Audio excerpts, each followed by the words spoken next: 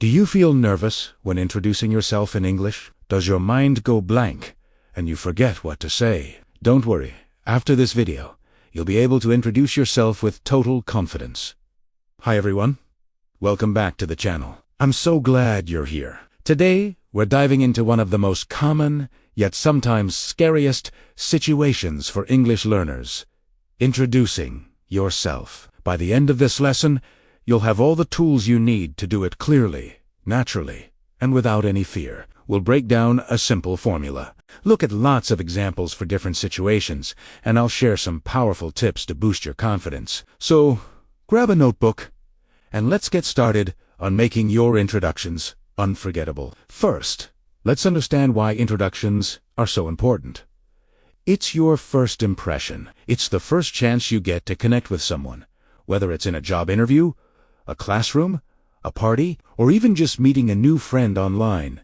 A good introduction sets a positive tone for the entire conversation. The key is not to have perfect, flawless English. The real key is to be clear, friendly, and confident. Confidence makes people want to listen to you. And today, we're going to build that confidence together. Let's start with a magic formula.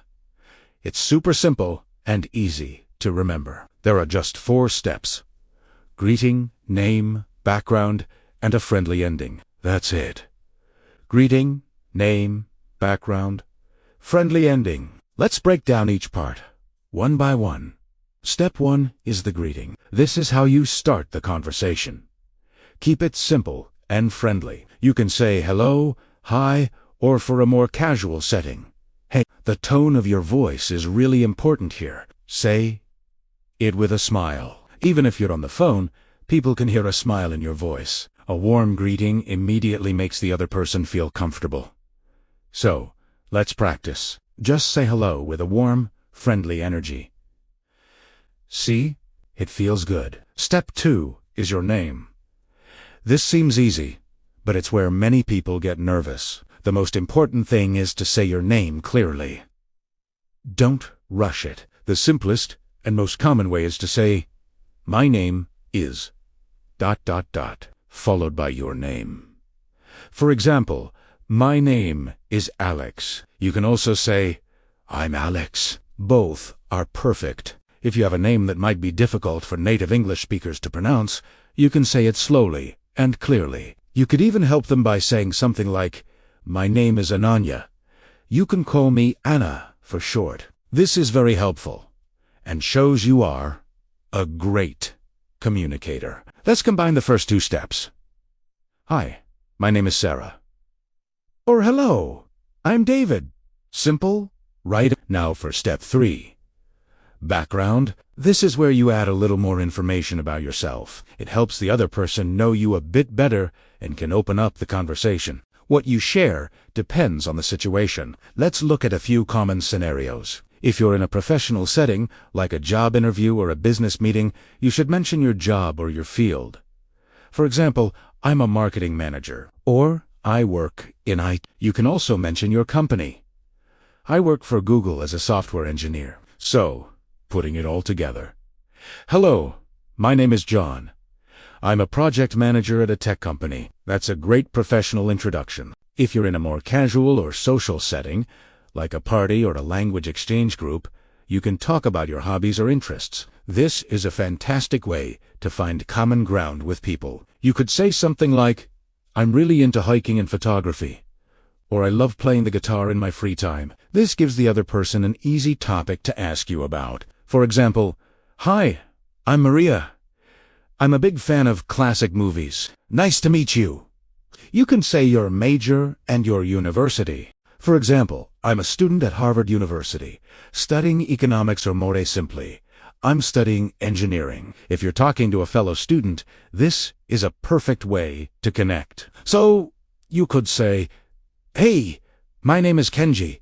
I'm a first-year student, majoring in computer science." Another great piece of background information to share, especially in international settings, is where you're from. You can say, "I'm from Brazil," or "I'm originally from Italy, but I live in London now." This is a wonderful conversation starter because people are often curious about different cultures and countries. Let's try one. Hello, my name is Fatima.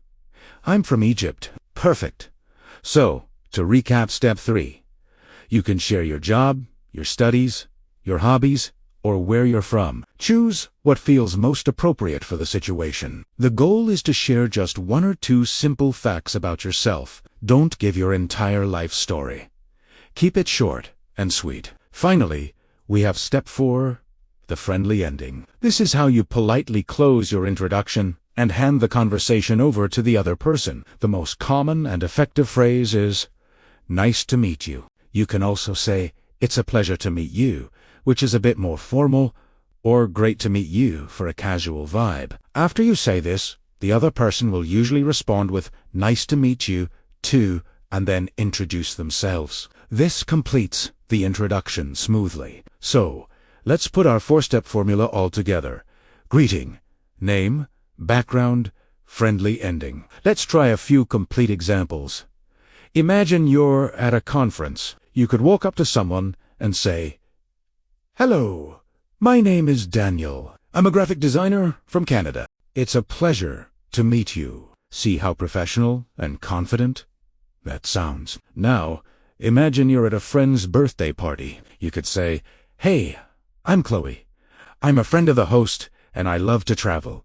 Great to meet you." This is friendly, casual, and gives the other person an interesting topic travel to talk about. One more. For a student in a new class. "Hi, my name is Wei.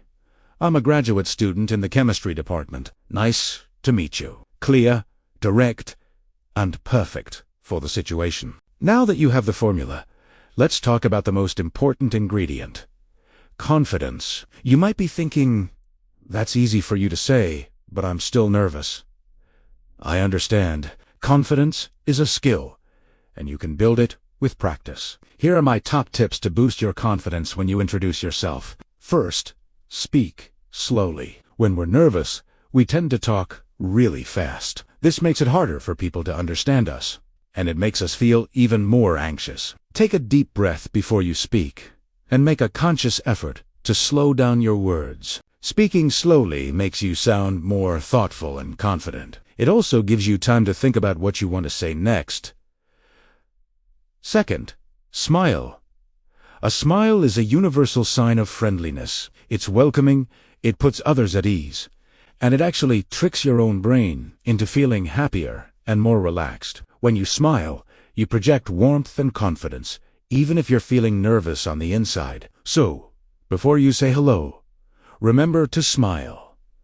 Third, make eye contact. Looking at the person you're talking to shows that you are engaged and confident. You don't need to stare intensely. Just maintain a gentle, friendly gaze. If you're talking to a group, try to make eye contact with different people for a few seconds each.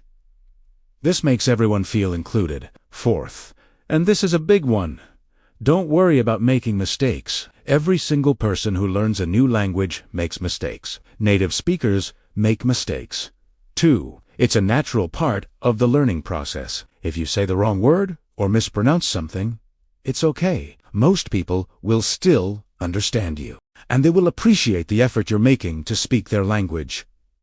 Don't let the fear of imperfection paralyze you. The goal is communication, not perfection. And my final confidence tip is to practice, practice, practice. You can practice in front of a mirror.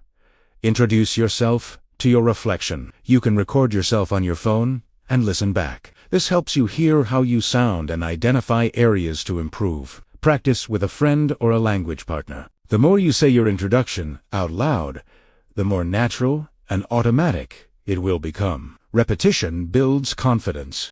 So, let's review everything we learned today. We have our simple 4-step formula: greeting, name, background, and friendly ending. We learned to choose our background information based on the situation, whether it's professional, social, or academic. And we covered some powerful confidence boosters.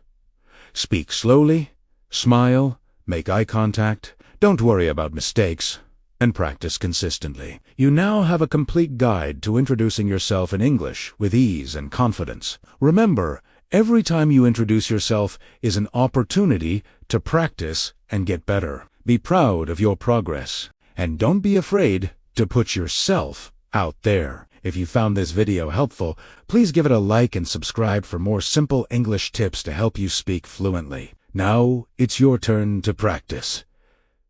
I have a challenge for you. Go down to the comments below and introduce yourself using the formula we learned today. I would absolutely love to read your introductions and get to know you. Let's create a wonderful, supportive community. Right here, thank you so much for watching. I believe in you, and I know you can do this. I'll see you in the next video.